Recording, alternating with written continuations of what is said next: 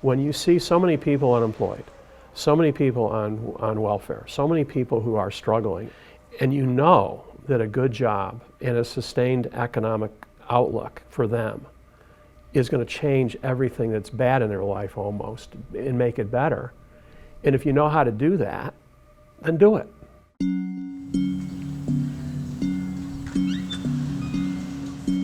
The Northeast Kingdom of Vermont is an agricultural area at the top of the state, near the Canadian border. It's called the Kingdom because of its quaint pastoral views, but these days it's beginning to look more like a fiefdom for one man's economic vision. There's never been an economic development initiative like this in the history of the state, and there probably never will be again. Bill Stenger is CEO of the local Jay Peak Ski Resort, and he runs it like a global enterprise. In the past few years, he's attracted hundreds of investors from around the world to expand the ski resort into a year-round recreational multiplex, replete with new hotels, condos, a huge indoor water park, professional hockey arena, and dozens of ski slopes. And so far, the guests have come, even when the weather is too warm for skiing. Yeah, we're from Montreal. We wanted to try the water park, and we rent a condo, so we're staying 2 days. I said to the staff last year when we opened the water park, I said, you know, one of these years we're going to be looking at this water park as our salvation. Little did I know it would be the first year, and that's what it was. It saved us last winter. Money for the water park and a host of other amenities came through an obscure federal visa program called EB-5. EB-5 grants foreign nationals a conditional green card in exchange for investing $500,000 in a rural, high unemployment area. Areas like the Northeast Kingdom. The investment is getting them their green card. But to say, well, they're buying their way into the country, well, they're investing in products and programs that are having a tremendously positive impact on the community. Meaning India and parts of the Middle East, where we're reaching out to those markets of potential EB-5 investors. The EB-5 green cards are contingent on job creation.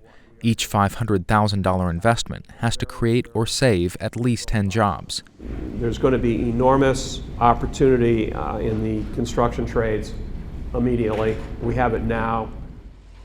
When the EB-5 program was extended in September, Stenger proposed another $500 million worth of projects, all paid for by people wanting to live and work in the U.S.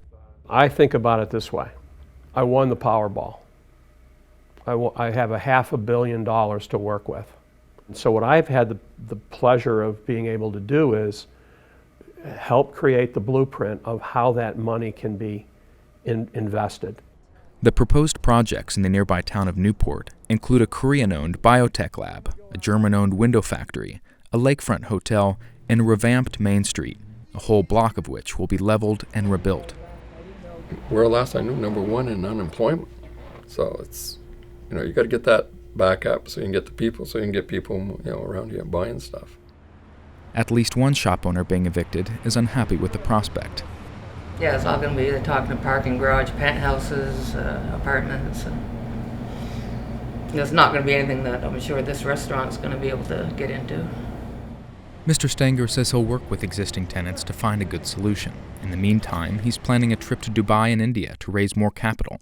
How much of hands-on? He's hired immigration attorneys to help him prepare his investor pitch. They can live anywhere in the United States they want. They don't have any day-to-day involvement whatsoever. And do they have to come in? This is about taking a community that has struggled for decades and decades and decades, and no one would ever have the faith to invest in here in any meaningful way because it's so out of the way. And if you had investment capital, you wouldn't put it in the Northeast Kingdom. But we are, because we are from here. We have a vision, and the vision is a great outcome for the community.